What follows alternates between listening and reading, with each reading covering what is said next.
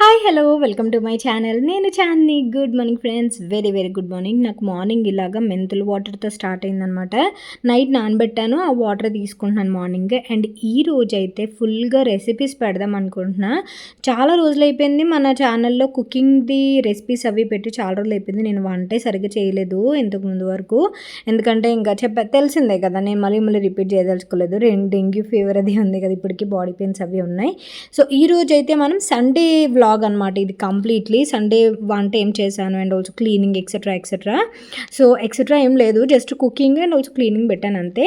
And ఈ రోజు అయితే మెన్యూ వచ్చేసి prawns biryani, chicken curry and crab masala, ఈ 3 చేద్దామని చెప్పేసి. సో ఇక్కడైతే నేను ప్రాన్స్ బిర్యానీ చేస్తున్నా. యాక్చువల్గా నైబర్స్కి మాకు కలిపి చేస్తున్నాను అనమాట, నైబర్స్ వాళ్ళకి ఇద్దామని చెప్పేసి. అండ్ ఇక్కడైతే అదే క్వాంటిటీ మీరు ఎక్కువ మీరే తినేస్తారా అన్నట్టు అనుకుంటారు కదా, అందుకని చెప్తున్నాను. సో నైబర్స్కి ఇస్తానమాట ఇప్పుడు నేను నాన్ వెజ్ ఇలా కొంచెం వండినప్పుడు. సో అండ్ ఇక్కడైతే ప్రతిసారి కాదు కానీ అప్పుడప్పుడు అలా అనమాట. అండ్ ఇక్కడైతే prawns biryani just recipe share చేస్తా, సింపుల్గా చెప్పేస్తా. గరం మసాలా, ఆయిల్లో గరం మసాలా వేసుకుందాము. గరం మసాలా, షాజీరా, అనాస్ పువ్వు, లవంగాలు అండ్ బిర్యానీ ఇవన్నీ వేసేసుకొని ఆనియన్స్ పచ్చిమిర్చి ఉప్పు వేసుకొని ఫ్రై చేసుకుందాం. ఆ తర్వాత ప్రాన్స్ వేసుకుందాం, అల్లం వెల్లుల్లి paste and rice, water, salt ఇవి యాడ్ చేసేసుకుంటే అయిపోయినట్టే. చాలా సింపుల్గా చెప్పేశాను కదా. అండ్ ఇక్కడైతే నేను అల్లం వెల్లుల్లి పేస్ట్ కోసం అల్లం ఫస్ట్ ఫుల్గా తొక్క తీసేసి కడిగేసి అండ్ వెల్లుల్లి కూడా ఇలా దంచుకొని మిక్సీలో వేసుకొని అల్లం వెల్లుల్లి పేస్ట్ చేసుకుందామని కంప్లీట్ అయిపోయిందనమాట. అసలు ఈ మధ్య అయితే అల్లం వెల్లుల్లి పేస్ట్ ఇంతకుముందు ఎంత ఎక్కువ లాగేదో ఇప్పుడు అస్సలు పెద్దగా అవ్వట్లేదు అనమాట. చాలా రేర్గా చేస్తున్నాను. అండ్ మళ్ళీ స్టార్ట్ చేయాలి మంచిగా కుక్ చేయడం అదిను.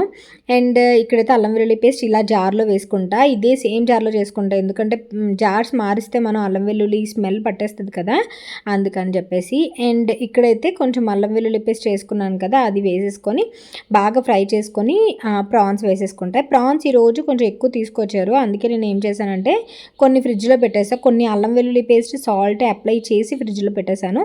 గోంగూర ప్రాన్స్ చేసుకోవచ్చు కదా ట్యూస్డే అని చెప్పేసి. ట్యూస్డే నేను గోంగూర ప్రాన్స్ చేసినప్పుడు నేను మీకు అప్డేట్ చేస్తాను. చాలా అంటే చాలా బాగుంటుంది. అండ్ ప్రస్తుతానికైతే నేనైతే ఇంతకుముందు ప్రతి వీడియోలోనే అడుగుతూ ఉంటారు, 90 kgs ఉన్నాను.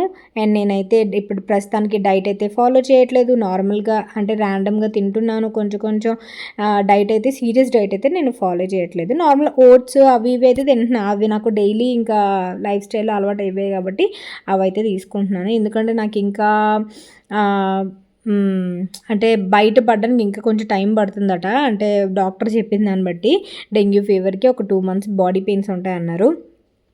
తర్వాత దసరాకి మీ అమ్మ వాళ్ళ ఇంటికి ఎంతమంది వెళ్తున్నారు అనేది నాకు కామెంట్ సెక్షన్లో షేర్ చేయండి. నేనైతే మమ్మీ వాళ్ళ ఇంటికి వెళ్తున్నా. మనం ఫుల్గా మంచిగా వ్లాగ్స్ చేసుకుందాం అక్కడ. అంటే కంప్లీట్గా నేను చేస్తాను, ఎందుకంటే చాలామంది మిస్ అవుతున్నారు అనకాపల్లిలో వ్లాగ్స్ గురించి అని చెప్పేసి.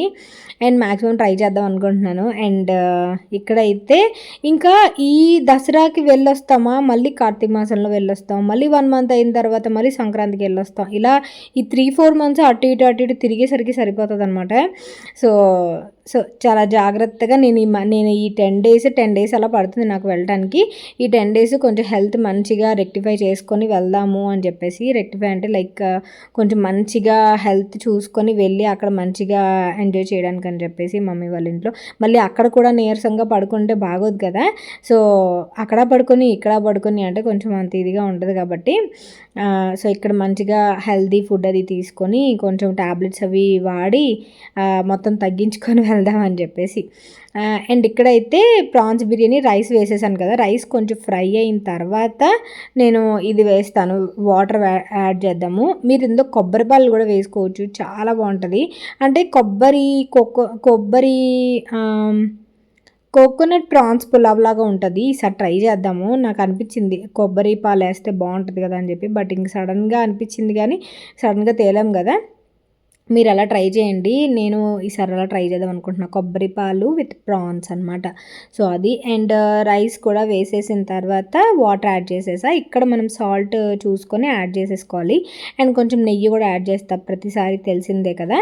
అండ్ నేను మొత్తం 2 గ్లాసులు చేశాను. 2 గ్లాసులు అంటే 4 కప్స్ వరకు చేశాను.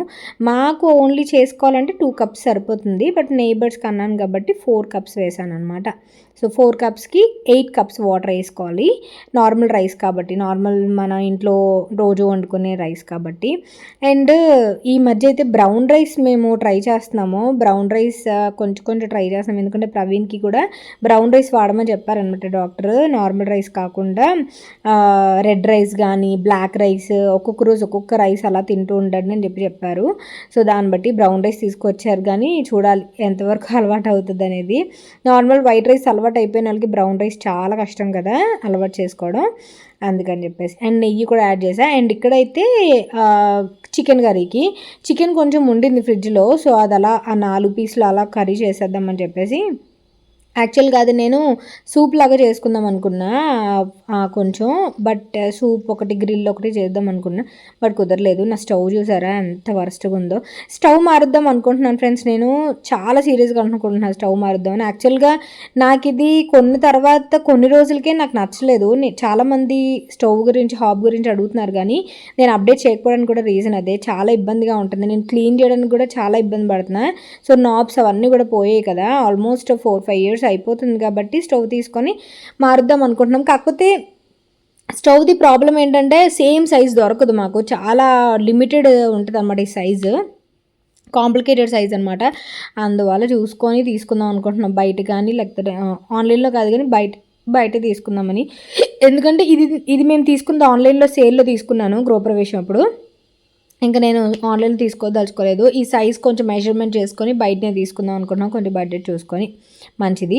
నేనైతే ఇంకా ఇలా హాబ్లా కాకుండా నార్మల్ స్టవ్ లాగా తీసుకుందాం అనుకుంటే ఆల్రెడీ కట్ చేసేసారు కదా ప్లాట్ఫామ్.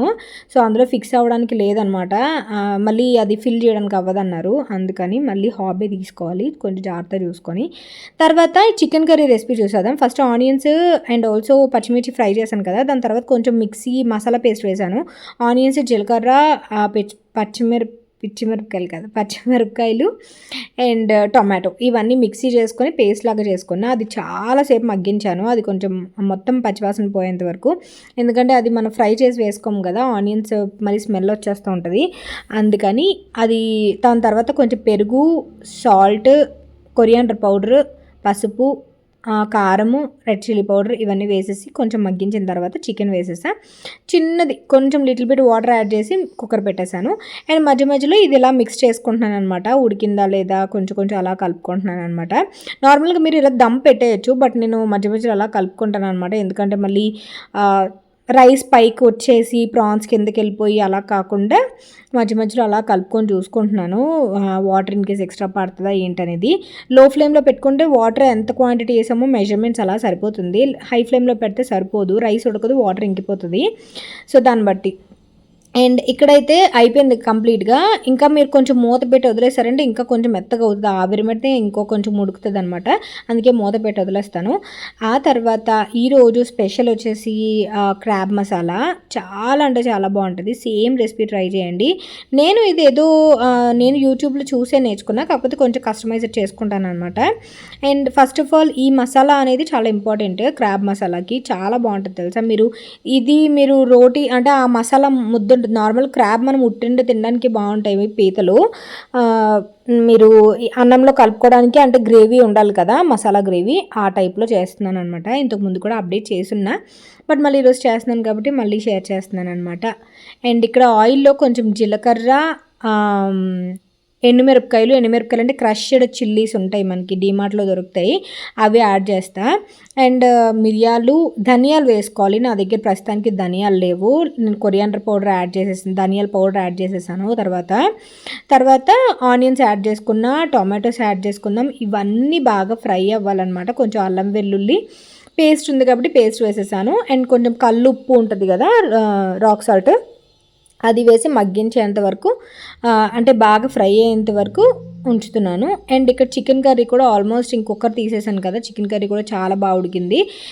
వాటర్ చాలా తక్కువ వేసుకోలేదు, అంటే చప్పగా అయిపోద్ది చికెన్. నేను చాలాసార్లు అబ్జర్వ్ చేశాను. నేను ఏంటంటే చికెన్ నుంచి కూడా ఆల్రెడీ వాటర్ వస్తుంది కదా, ఇంతకుముందు ఎక్కువ వాటర్ వేసేసేదాన్ని, చప్పగా అయిపోయేది. అది మరీ మన దగ్గర చేసేసరికి చికెన్ ఇంకా ఇదిగా ఉడికిపోతుంది అనమాట. అండ్ ఇందాక మసాలా పేస్ట్ అది కొంచెం చల్లారాక మిక్సీలో వేసుకొని పేస్ట్ లాగా చేసుకోవాలి. తర్వాత ఇంకో ప్యాన్ తీసుకొని మనం ఇప్పుడు ఫ్రై కోసం అనమాట కరివేపాకు యాడ్ చేశాను. కరివేపాకు అండ్ ఇందులో మీరు ఆనియన్స్ కూడా యాడ్ చేసుకోవచ్చు, బట్ నేనైతే ఇంకా ఆనియన్స్ ఆల్రెడీ పేస్ట్లో వేసాను కదని వేయట్లేదు. కొరియాండర్ పౌడర్, ఇందాక ధనియాలు వేయలేదు కదా, అందుకని కొరియాండర్ పౌడర్, కొంచెం కారం, పసుపు యాడ్ చేసుకున్న తర్వాత మిక్సీ చేసుకున్న పేస్ట్ వేసేసుకొని ఒక 5 మినిట్స్ మగ్గిస్తే సరిపోతుంది. ఎందుకంటే ఆల్రెడీ ఫ్రై చేసిందే మనం పేస్ట్ చేసుకున్నాం కాబట్టి ఒక 5 నిమిషాలు మగ్గిస్తే సరిపోతుంది. బాగా దగ్గరికి అయిన తర్వాత క్రాబ్స్ ఉంటాయి కదా, బ్లూ క్రాబ్స్ అయినా పర్లేదు, నార్మల్ క్రాబ్స్ అయినా పర్లేదు, దేనికైనా సరే మసాలా చాలా బాగుంటుంది. ఇదే సేమ్ మీరు ప్రాన్స్ మసాలాకు కూడా చేసుకోవచ్చు, చికెన్ మసాలా కూడా చేసుకోవచ్చు. నేను అది ఎప్పుడైనా మనం ఎక్స్పెరిమెంట్ చేసినప్పుడు నేను మీకు షేర్ చేస్తాను. అండ్ ఇక్కడైతే కొంచెం బాగా మగ్గిన తర్వాత క్రాబ్స్ వేసేసి చాలాసేపు మగ్గిస్తాను నేను. కొంచెం వాటర్ యాడ్ చేసి క్రాబ్స్ కొంచెం లోపల ఉడకడానికి బాగా దగ్గరయ్యేంత వరకు, నూనె పైకి తేలేంత వరకు ఉంచుతాను. నూనె కొంచెం ఎక్కువ పడుతుంది, సో మ్యాక్సిమం మీరు ఆలివ్ ఆయిల్ కానీ, ఎక్స్ట్రా వర్జిన్ ఆలివ్ ఆయిల్ కానీ, ఆరెల్స్ మీరు నువ్వుల నూనె కానీ వేసుకుంటే బెటర్. కొలెస్ట్రాల్ కొంచెం తక్కువ ఉంటుంది నార్మల్ రిఫైన్డ్ ఆయిల్ కంటే, అదనమాట. అండ్ నేనైతే ఊరికి వెళ్ళడానికి ఎక్సైటింగ్ ఉన్నా, ఎందుకంటే డెంగ్యూ వచ్చిన తర్వాత మా మమ్మీ వాళ్ళని చాలా మిస్ అయ్యాను. మమ్మీని కానీ లేకపోతే ఆల్మోస్ట్ అందరినీ చాలా ఎక్కువ మిస్ అయ్యాను అనమాట. ఎందుకంటే మనకు ఒంట్లో బాగాలేనప్పుడు ఎవరైనా పక్కన ఉండాలి అనిపిస్తుంది కదా. అప్పుడు మమ్మీ వాళ్ళు వస్తానన్నారు, మమ్మీ డాడీ అక్క వీళ్ళందరూ వస్తానన్నారు. కానీ ఇక్కడ వైరల్ ఫీవర్స్ అప్పుడు కమ్యూనిటీలో చాలా ఎక్కువ అయ్యాయి అనమాట. అందుకని ఇంక వాళ్ళు ఎఫెక్ట్ అవుతారనే కాన్సెప్ట్లో ఇంకా వద్దని చెప్పేసి ఇంక ప్రవీణే మేనేజ్ చేసుకున్నారు పాపం అంతా కూడా. బట్ ఇలా ఒంట్లో బాగాలేనప్పుడు హస్బెండ్ అండ్ వైఫ్ కొంచెం సపోర్టివ్గా ఉంటే చాలా ఎఫెక్షనేట్గా ఉంటుంది. ప్రవీణ్ అసలు చాలా సపోర్టివ్ అనమాట. ఇంకా ఒంట్లో బాగోకపోతే చాలా అంటే చాలా కేరింగ్ ఉంటారు. సో తను మ్యాక్సిమం నాకు ఇక్కడ ఎవరు ఉండరు కదా, నేనే కదా ఉంటాం. మిట్టు చిన్నపిల్లడు దాని మీద. సో చాలా అంటే చాలా బాగా చూసుకుంటారు అనమాట. నేను ఇలా చెప్తానని కాదు కానీ, సో అది చాలా సపోర్టివ్ ఉంటారు యూట్యూబ్లో కానీ, అట్ ది సేమ్ టైం ఒంట్లో బాగోకపోతే అవి చేయడం కానీ అది. అండ్ ఏదైనా సరే ఇంకా మమ్మీ వాళ్ళని కొంచెం మిస్ అవుతాం కదా. మమ్మీ అప్పటికే వచ్చే అన్నారు, కానీ నాకు జర్నీ చేసేంత ఓపిక కూడా లేదు అప్పుడు. ఫుల్ బాటిల్స్, యాంటీబయాటిక్స్ ఇవన్నీ చేసామన్నమాట. హాస్పిటల్లో జాయిన్ అవ్వడం ఇవన్నీ చాలా ఫేస్ చేశాను. నేను ఈ మంత్ అసలు బ్లాగ్స్ కూడా సరిగ్గా పెట్టకపోవడానికి కూడా రీజన్ అదే. సో అందుకని కొంచెం ఎక్సైటింగ్ ఉన్న మమ్మీ ఏమో నువ్వు ఇంకేం పని చేయొద్దు, హ్యాపీగా అలా రెస్ట్ తీసుకో, బాడీ పెయిన్స్ అంతా తగ్గేంత వరకు అని చెప్పేసి.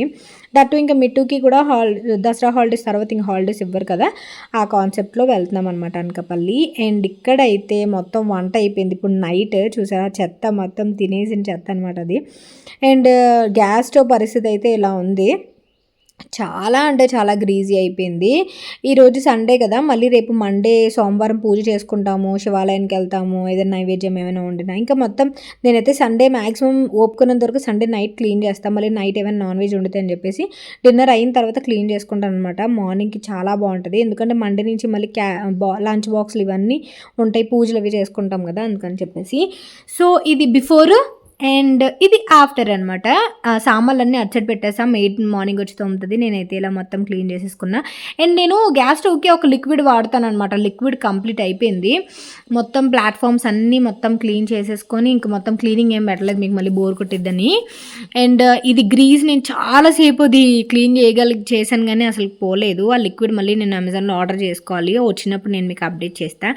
సో ఇది ఫ్రెండ్స్ ఈరోజు వీడియో. మీకు ఎలా అనిపించిందని నాకు కామెంట్ సెక్షన్లో షేర్ చేయండి. నేను రేపు సూపర్ వీడియోతో కలుస్తాను. చాలా రోజులు అయిపోయింది కదా ఇలా వీడియో పెట్టి, ఎలా ఉందనేది కామెంట్ చేయండి, సో దట్ నాకు ఇంకా మంచిగా కొంచెం డిఫరెంట్గా వీడియోస్ తీయడానికి హెల్ప్ అవుతుంది. So thank you for watching. Please subscribe చేయండి, లైక్ చేయండి, కామెంట్ చేయండి. అండ్ ఇన్స్టాగ్రామ్ని ఫాలో చేయడం అసలు మర్చిపోవద్దు, నాకు కామెంట్ సెక్షన్లో డిస్క్రిప్షన్ బాక్స్లో ఉంటుంది. ఓకేనా?